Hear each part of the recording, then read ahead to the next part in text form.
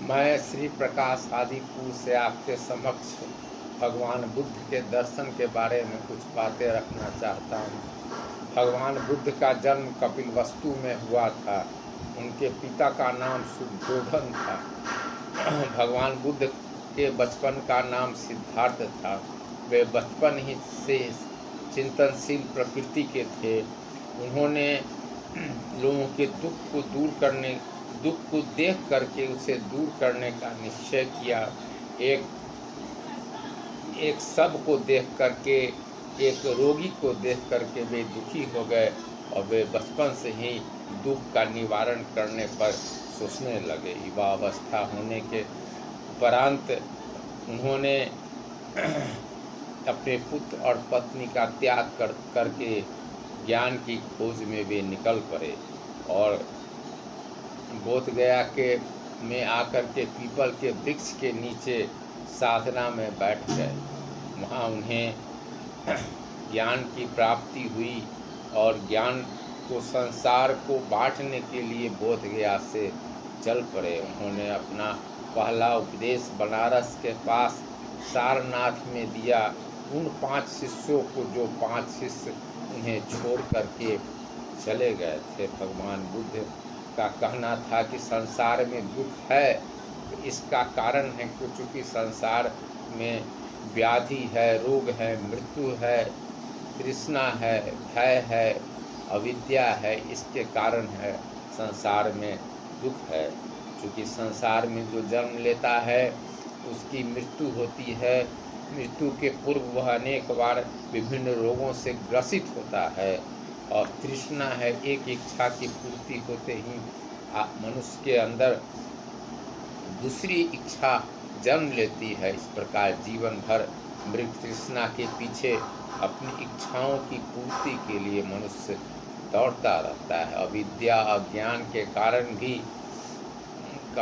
भी दुख उत्पन्न होता है। अज्ञान अविद्या मनुष्य को अज्ञानी बना देता है। मोह माया और पारिवारिक उलझनों में फंसाकर पूरे जीवन को उलझन में डाल देता है। इस प्रकार मनुष्य सदा दुखी रहता है। उन्होंने कहा कि दुख के निवारण का मार्ग है सदाचार और आर्य अष्टांगिक मार्ग। उन्होंने कहा कि हर एक मनुष्य को सत्य आचरण करना चाहिए, सत्य बोलना चाहिए, वह ब्रह्मचर्य का पालन करना चाहिए। किसी प्रकार से झूठ का उपयोग अपने जीवन में नहीं करना चाहिए। धन का संचय नहीं करना चाहिए। अर्थात उन्होंने अपरिग्रह पर जोर दिया। भगवान बुद्ध ने सभी लोगों से प्रेम करने का उपदेश दिया। उनका कहना था कि जीवन में सबके प्रति, विशेषकर दीन दुखियों के प्रति, समाज के उपेक्षित वर्ग के प्रति हमेशा सद्भाव और प्रेम का व्यवहार करना चाहिए।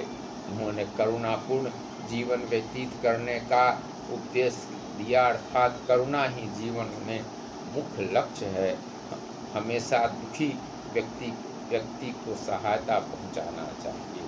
भगवान बुद्ध ने आत्मा के अस्तित्व को स्वीकार करने से इनकार कर दिया। वे ईश्वर के अस्तित्व के संबंध में भी सदा चुप रहते थे। उनसे जब ईश्वर के अस्तित्व के बारे में पूछा जाता था तो उन्होंने कभी इस संबंध में कोई स्पष्ट जवाब नहीं दिया। उनका कहना था कि ईश्वर है, यह भी मैं नहीं कहता, और ईश्वर नहीं है, यह भी मैं नहीं कहता। मनुष्य को चाहिए कि इन उलझनों में पड़ने से अच्छा है कि सदाचार पूर्ण जीवन व्यतीत करे, तभी उसे बुद्धत्व की प्राप्ति हो सकती है। भगवान बुद्ध एक ऐसे मार्ग को अपनाने पर बल दिया जो मध्यम मार्ग है। उन्होंने अतिवाद का विरोध किया, यानी जीवन में किसी ही प्रकार का अति का उन्होंने विरोध किया। उनका कहना था गृहस्थ जीवन में भी रह करके मनुष्य बुद्धत्व की प्राप्ति कर सकता है, अर्थात मुक्ति हासिल कर सकता है। भगवान बुद्ध ने वेदों को मानने से इनकार कर दिया और वे यज्ञ और कर्म कांड तथा वर्ण व्यवस्था के विरोधी थे। उन्होंने जाति प्रथा का विरोध किया और कहा कि वर्ण व्यवस्था मनुष्य और समाज के विकास में बाधक है। इसलिए उन्होंने वर्ण व्यवस्था और ब्राह्मणवाद का भी विरोध किया और सभी के लिए समान अवसर की उन्होंने वकालत की। इस तरह भगवान बुद्ध का दर्शन समानता, भ्रातृत्व एवं भाईचारे पर आधारित है।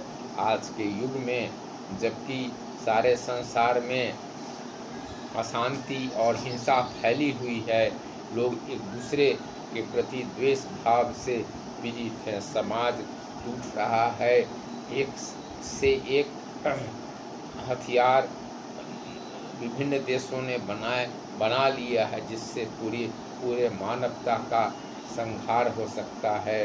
प्रकृति का दोहन भी मनुष्य कर रहा है और करता आ रहा है, जिसके कारण प्रकृति का संतुलन बिगड़ गया है। ऐसी परिस्थिति में भगवान बुद्ध की विचारधारा और दर्शन आज के युग के लिए, आज के समय के लिए बहुत ही प्रासंगिक है और इस दर्शन को अपनाकर ही मानव मात्र को सच्ची शांति प्राप्त हो सकती है।